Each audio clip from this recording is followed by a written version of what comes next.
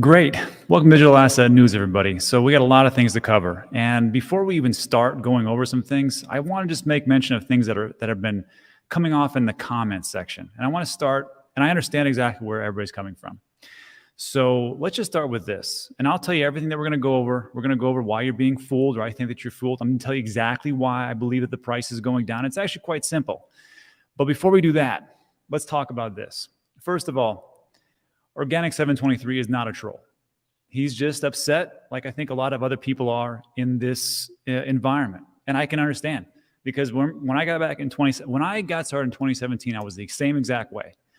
Everything was going to the moon. It was going to be awesome. And then boom, it just took a nosedive, right? So there's going to be people who are ticked off. I was ticked off back then too. And then all I just said was, well, I'm just going to wait around and see how it goes. And it worked out pretty well. So Organic says this. Can't wait for how Bitcoin gets to a 1 million. What happened, man? Integrity, not as shiny as YouTube, need attention. And I will just tell you this. The comments section wouldn't be like this if Bitcoin was 100K. Can we all just agree with that? I think we're all a little ticked off that this market is exactly where it's at. And that's just how it is. And then Organic says, I just feel like things were valuable back then. And maybe that may be true, but you have to understand. And then he talks about, how you got to tell me how honestly the price is going to go down. So here's the thing. All these things that are going on is an emotional response. Let's just be honest. Again, if Bitcoin was up to 100K, we wouldn't have this issue. So for all the moderators, don't ban Organic or shut them up, whatever else. It's just, that's how people are. We have to understand everybody's going through their own simple battles. So let's just talk exactly today what's going on behind the scenes and why we're having these issues. So let's jump right in. First of all, if you're here for the live stream, welcome. Thanks for stopping by. Kind of an easy way to start this. There's going to be timestamps below after this, after I put them in, after we do the live stream, so you can jump around. But in all honesty, it just makes sense to go in a linear fashion from start to finish, because the things I'm going to talk about only make sense going from start to finish. So I'm going to talk to you about this. I want you to watch these dates. There are specific dates when I believe that the crypto will drop. I'm going to tell you exactly why that is. I'm going to talk about why you're being fooled unless you really look behind the scenes. Right now, and someone said this in the comments section, they said that some people need daily videos because it's a duh moment. It's not a duh moment. Really what it comes down to is this. If you're just looking at price, which a lot of people are, or even if you're a technical person just looking at TA, really all that tells you is who's buying and who's selling. We don't know what's going on behind the scenes. We don't know the actual growth that's happening. We don't know the things that are happening legislatively. And we don't know what's going on globally. So I think it's important to really follow up with the news. Now, some people will say news doesn't matter. News doesn't matter in a bear market as far as like good news, because the sentiment is going down so much. The only time good news matters is in a bull market. That's what amplifies it. And in a bear market, which we are in right now, I truly believe, bad news amplifies a bear market. Neutral news doesn't do anything, obviously. And then good news in a bear market doesn't do anything. In a bull market, it's the exact inverse, because that is the sentiment. That's essentially what technical analysis is telling you, right? It's telling you who is buying, who is not buying, because of the sentiment or what people believe is to be true. No, it may not be. So we'll talk about that. And then lastly, we'll talk about why sometimes it pays off to be a degen. And then we'll do Q&A at the very end. You can rip me with all questions that you want. It's up to you. This is the show, and that's why I put myself out there. So let's jump into it, huh? So here's what we got. First of all, here's what we got in the market. It's down again. It's down 1.2%. Also, if we take a look at the S&P 500, we're down 2%. And of course, NASDAQ is down even more than that, 2.29%. So what the heck is going on? Well, this is what's going on. When we take a look at everything that's happening, I want you to watch these dates. The Fed meeting, it's coming up. It's coming up next week. Here's a link. I linked this in the description so you can watch it. This is exactly from the Federal Reserve, from their website, the Board of Governors of the Federal Reserve System. Every time that these dates come up, the market's going to drop, because you know why it's going to drop. It's going to drop because Jerome Powell has telegraphed to you everything he's going to do, which is going to raise rates. Even though people say, but it's priced in, Rob, don't you understand it's priced in? No, it's not. It's not priced in. The last time that Jerome Powell did this, in March, what happened? Price dropped again. And then when there was another meeting where he talked about declining prices, increasing the interest rates, it declined again. So I know people will tell you that it's priced in. I do not believe 100% that it actually is. I think there's people behind the curve, and there's people that don't stay up to date. And then all of a sudden they hear about what? Jerome Powell was raising rates. I got to sell. And then I got to sell too. And I got to sell too. And then it's also, let me just pull this up.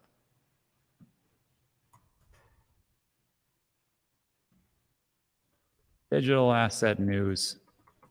Lots.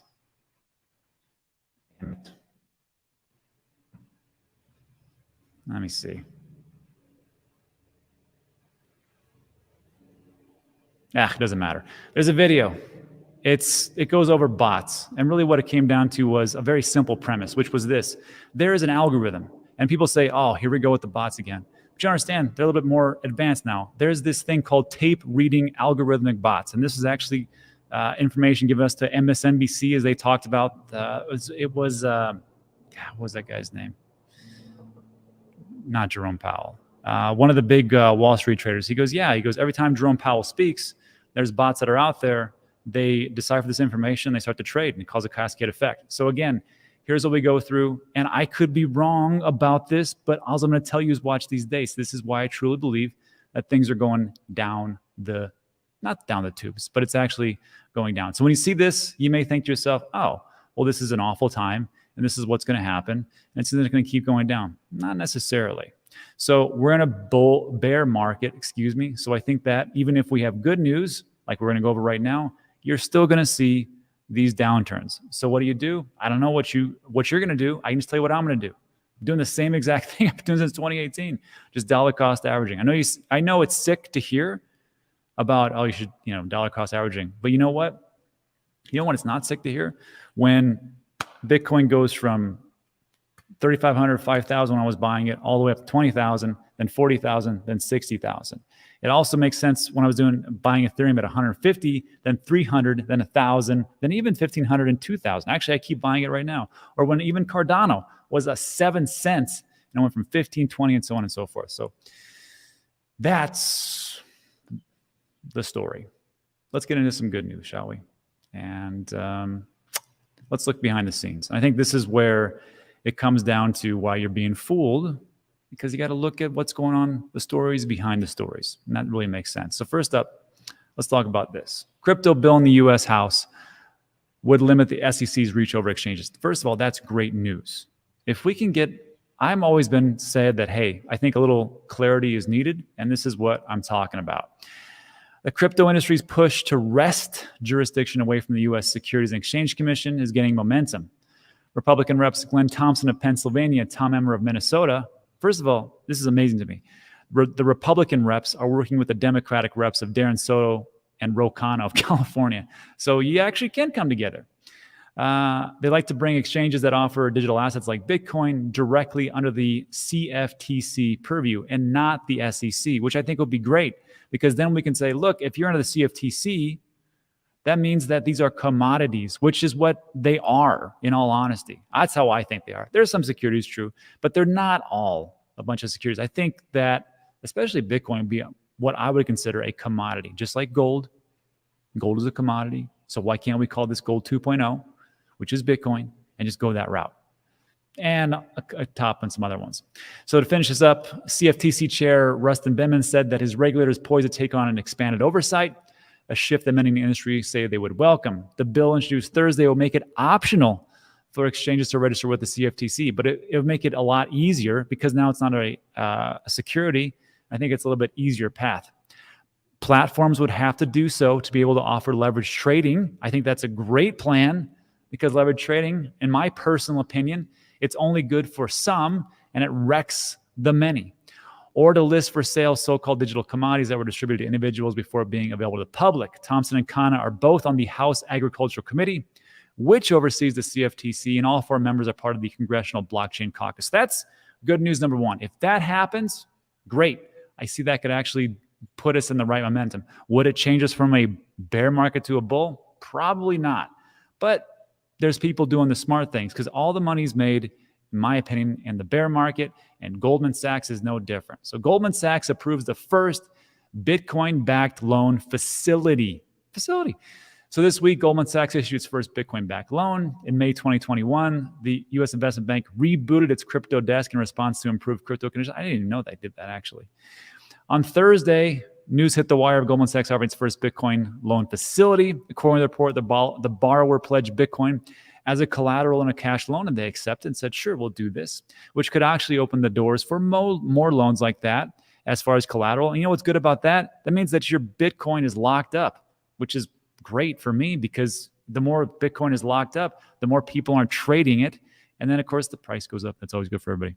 The latest link between digital assets and fiat follow last month's first OTC trade with Galaxy Digital. So I don't know if you guys remember that.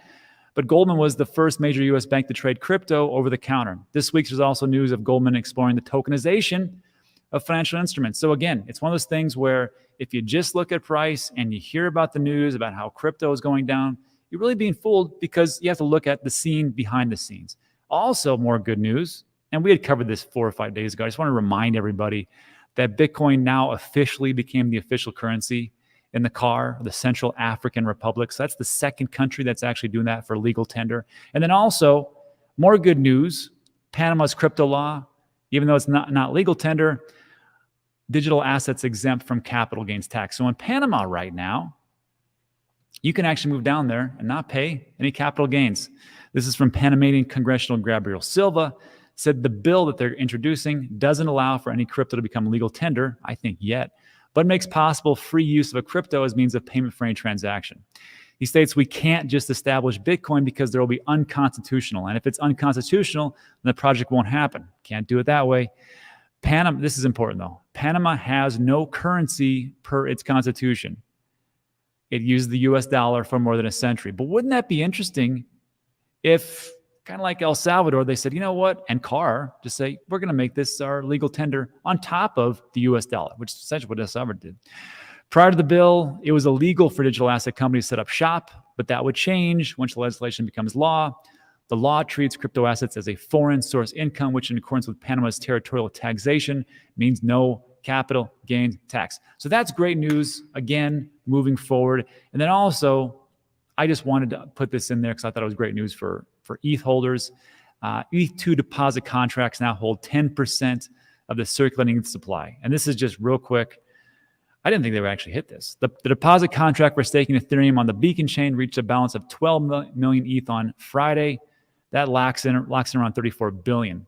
Deposit contract was launched in 2020. So this is just for whenever that merge happens or ETH 2.0 comes into fruition. And if we take a look, there's a website called stakingrewards.com. Pretty sure I linked that in the description. You can check this out. This is the top 10 crypto assets by staked value. And if you'll notice, number one is Solana. And the reason is because the staked value, it's 38,283,542,000, which they have 76% staked. ETH, they have it at 9.25. This one says 10%. Sure, whatever. But again, you've got the staked value in the market, a staked value at 31 billion. So pretty close. Then comes Terra, then comes Cardano, Avalanche, and Polkadot. So again, if we take a look at what's going on behind, if people didn't believe in these types of projects, they probably wouldn't be staking them. They'd all sell, and out we go. And that takes care of what is going on in the news. And the last thing I want to talk to you about is this. There's a bull run happening somewhere. Maybe not for your crypto, but in some way, shape, or form, there's a bull run happening in certain projects. The trick is just to find those projects. And we talked about this yesterday as far as ApeCoin. And of course, in the comments, you can tell me exactly what your coin is that is probably blowing up right now that maybe I didn't cover because I don't really talk about things outside the top 100. But I do talk about that in my channel called Dan Degen. And it's the second channel you can find out there. It's very risky. I'm just going to tell you right now, it's super risky stuff. Just expect to lose everything. It's not investment advice, just investment opinion. But so far, I've been doing pretty good as far as the things that we've talked about. And one of the reasons why is because I only talk about the products that people bring to me that I trust and know and have already done something. I get 20 offers a day and they all suck. So the things that I talk about here are things that I really vet. I don't put out too many different videos. I did talk about STEPN only because I really wanted to get into the move to earn and just talk about it. But that, I don't really like STEPN. You may like it. I'm not a big fan. I like Sweatcoin better, but whatever. So The last ones that we talked about, and to be totally transparent, I made this, let me blow this up. There's a link in the description, and it's a Google Doc, and it's the ones that I've been talking about, Dan Degen. First one we talked about as far as like getting in before it was even listed was Genso Kishi. And that was a pretty good one. It went from 0.01 to over $1. And what's great about these projects is that when I get in these projects, I look at the tokenomics and we break down everything. And the things that I like to do is just to make sure no one gets dumped on. So all these projects that I have, they didn't pay me to talk about them. But what they did was they did allow me to get access to their team and talk to different people about that and really vet out the whole process. And on all these different projects, I couldn't buy more than a couple grand because that's what I think should be done. I don't think people should have the ability to buy $2 million worth of coins at 0.0001 and then dump on the time it's listed. I think that's stupid. So we talked about Genso Kishi. This is what I have. And it went from about a penny to over $1. I don't know what it is right now. I think it's like $1.18. Then we went to Everdome. That was a fraction of a penny. Went to 4 cents. Did pretty good. And now recently we just talked about Fame MMA. And I've been talking about this for a while. I think it's going to be big. And in all honesty, here's what we got today. So it got listed on OKX. And this is, first of all, I got in at a penny, but I got access to their president. So they didn't pay me. I had to pay them, but it was a pretty good deal. I mean, I got it for a penny. And of course, people who got in early got it for a penny. But also, guess what? When they listed on OKX, they also listed for a penny, which I was like, oh, okay, I guess so. And it went from a penny all the way up to $3. But that's unsustainable. And now it came down to a more reasonable price of around 49 cents or 50 cents or something like that. So that's what I put in right now. So look, moving forward, this spreadsheet, you can find the link in the description, and you can follow it as much as you want to. And that's where we're at. I try to be as transparent as I possibly can. But I will just say this. That's the price right now. I don't want to hear anybody come to me and say, oh, well, it went from 49 cents to 40 cents and I lost money, bro. I'm not your dad. So this is something I've been talking about 2 weeks ago. You can watch it right there. I'm cutting it off right here. And I'll probably do news and updates about it, but that's it. So if you want to follow that second channel, links in the description. All right, so that's it for today's video. Hope you liked it. I know I'm a little bit quick, but I got a lot of things going on. So let's do a little Q&A and get the heck out of here, shall we? Thanks for stopping by. All right. Comments. This ought to be fun. Let me get this banner out of here.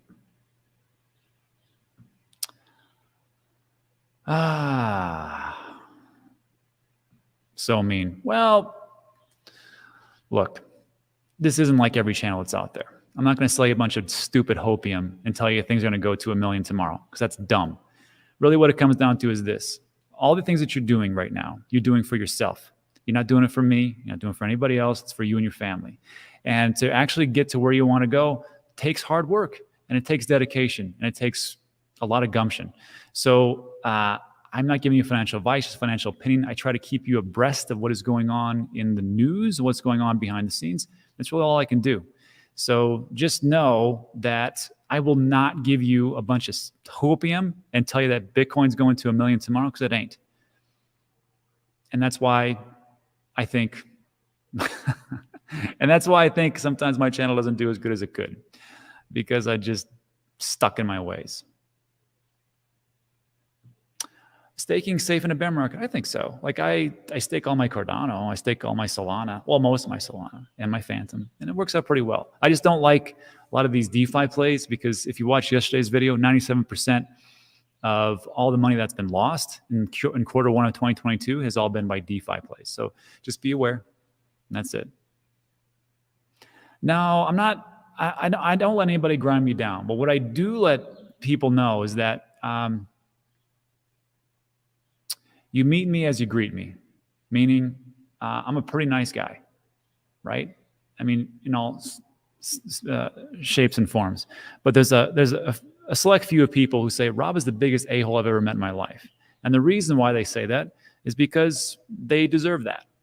And not that I'm saying that everybody deserves me to be an a-hole, but I'm just saying, like, there's levels, right? So if you're angry and you're not really happy with the market, I'm just going to tell you the truth. And then we go from there. So these are the rare days when I got to be that guy. And I'm just that guy. So thank you, Mullet.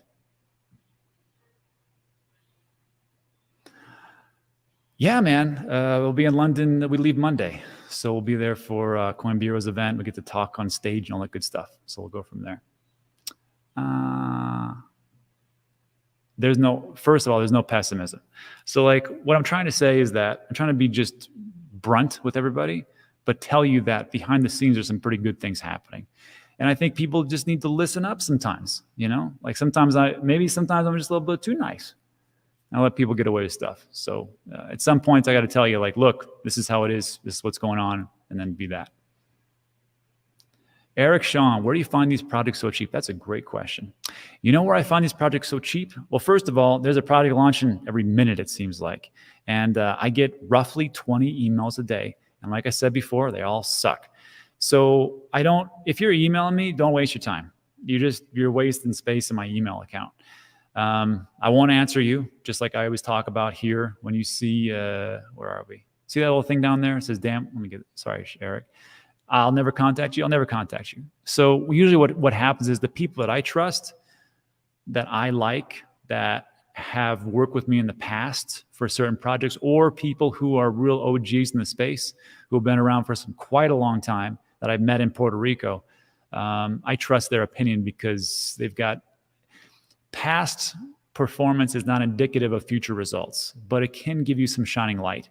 And that's where I get a lot of my information from. And these are people that you will never see on social media. These are people that you do not know about. And that's it. So that's where I get those projects. Hope that makes sense. Can't tell you anything more. Okay.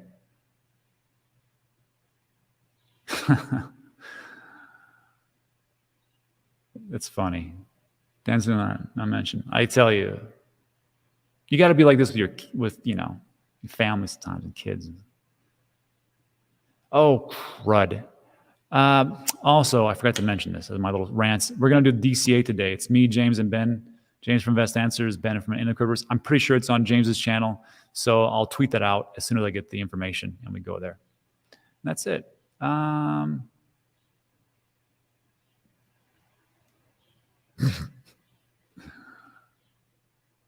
Okay, thank you. So I'm going to leave it with this. Shannon gives me some good advice. London, people push there, and it's apparently not rude. It's just how they roll downtown. Don't be a fan. Great. So now I want to get into a fight. That's good. All right, everybody. So I got to get some things done today, and that's it for this episode. I got to do a little construction, get some things done, and then I'll be back for the DCA show. I'll let you know, and that's it. So if you like today's video, maybe give it a thumbs up. I'll consider subscribing. All that great stuff. Links in the description. See you on the next one. Have a great day. Thanks for stopping by. Adios.